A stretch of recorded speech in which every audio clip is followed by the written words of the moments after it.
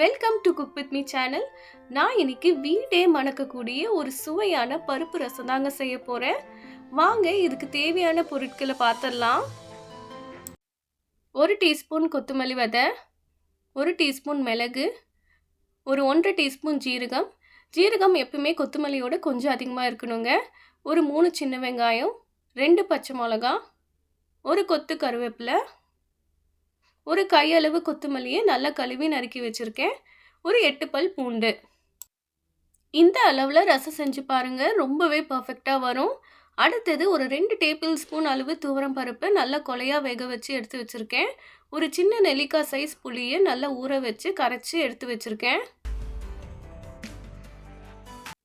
நான் ஒரு medium size தக்காளியை தண்ணியில் போட்டு ஒரு 5 நிமிஷத்துக்கு நல்லா பாயில் பண்ணி எடுத்து வச்சுக்கிறேன். பழுத்த தக்காளியாக இருந்தால் நம்ம கையாலே நல்லா மசிச்சுக்கலாம். நான் இங்கே பெங்களூர் தக்காளி யூஸ் பண்ணுறதுனால நான் பாயில் பண்ணி எடுத்துக்கிட்டேன்.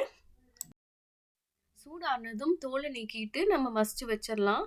அடுத்தது ஒரு பாத்திரத்தில் நம்ம கரைச்ச புளியை ஊற்றிக்கலாம்.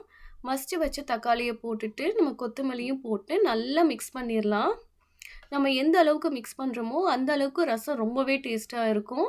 இந்த கொத்தமல்லியோட வாசனையும் தக்காளியோட டேஸ்ட்டும் நம்மளுக்கு நல்லா கிடைக்கும். இந்த மாதிரி நல்லா மிக்ஸ் பண்ணி எடுத்துக்கோங்க. அடுத்தது நம்ம வேக வச்ச பருப்பு இதில் ஊற்றிக்கலாம். நான் அதோட எக்ஸ்ட்ரா 1 கப் தண்ணி ஆட் பண்ணியிருக்கேன். 1 டீஸ்பூன் அளவு நாட்டு சர்க்கரை, ரசத்துக்கு தேவையான அளவு உப்பு சேர்ந்து நல்லா கலந்து விட்டுக்கோங்க. இப்போ ஒரு மிக்ஸி ஜார் எடுத்துக்கோங்க. அதில் கொத்தமல்லி, சீரகம், மிளகு மட்டும் சேர்த்து நல்லா கொரன்னு அரைச்சி எடுத்துக்கலாம். அதோடு நம்ம எடுத்து வச்சுருக்க சின்ன வெங்காயம், பச்சை மிளகா, பூண்டு, கருவேப்பிலை சேர்த்து ஒரு பல்ஸ் மட்டும் விட்டு எடுத்துக்கலாம். நான் இங்கே பூண்டு அரையாதனால நான் நல்லா தட்டி அதிலே சேர்த்துக்கிறேன். நம்ம ரசத்துக்கு எப்பயுமே இந்த அளவுக்கு தான் அரைக்கணும், ரொம்ப பேஸ்டாட்டம் அரைக்கக்கூடாது. அடுத்தது ஒரு கடாயை எடுத்துக்கலாம். கடாய் சூடானதும் கொஞ்சமாக எண்ணெய் விட்டுக்கலாம்.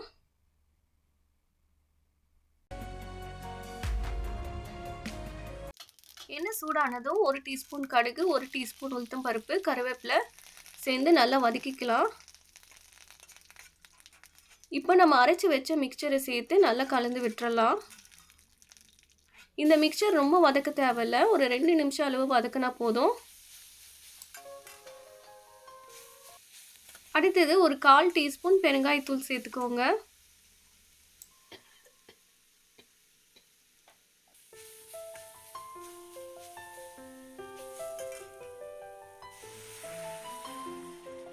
இப்போ நம்ம ரெடி பண்ணி வச்சிருக்க புளி தண்ணியை சேர்த்து நல்லா மிக்ஸ் பண்ணிக்கலாம். இந்த ஸ்டேஜில் நம்ம டேஸ்ட் பண்ணி பார்க்கலாம்.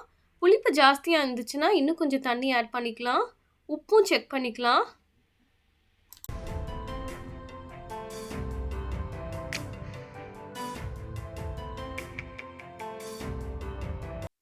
இப்போ பார்த்தீங்கன்னா லைட்டாக நுரக்கட்ட ஆரம்பிச்சிருச்சு. இன்னும் கொஞ்சம் நேரம் இருக்கட்டும்.